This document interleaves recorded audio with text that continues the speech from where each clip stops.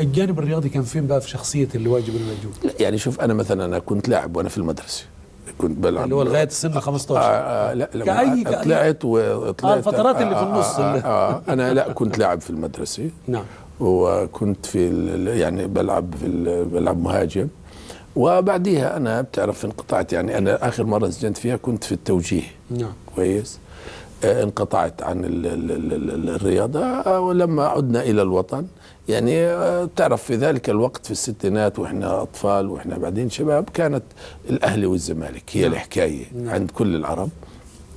ولكن بالمناسبة بتميل لمين؟ لا أنا بصراحة أهلاوي بصراحة.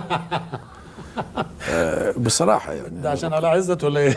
لا ملوش علاقة بعلاء عزت. نعم. يعني له علاقة بأنه هو ولا مروان كنفاني يعني ممكن في أكثر من فلسطين. طبعا لعب كثير. أخذهم رمزي صالح. لا في ذلك الوقت يعني كان أكثر من واحد لعبوا فيه، ولكن هو مفهومة. يعني هم هو النادي الأكثر شعبية وله يعني. أما لا، الناس في فلسطين كانوا منقسمين يعني. نعم.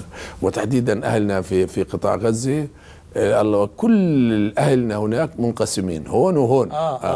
بحكم الجغرافيا، بس بالسياق العربي كله يعني الأهلي والزمالك. فأنا لما رجعنا للوطن وأنا كنت كنت مدير أمن، فأنا كنت عنوان لكل شيء يعني بما في الرياضة.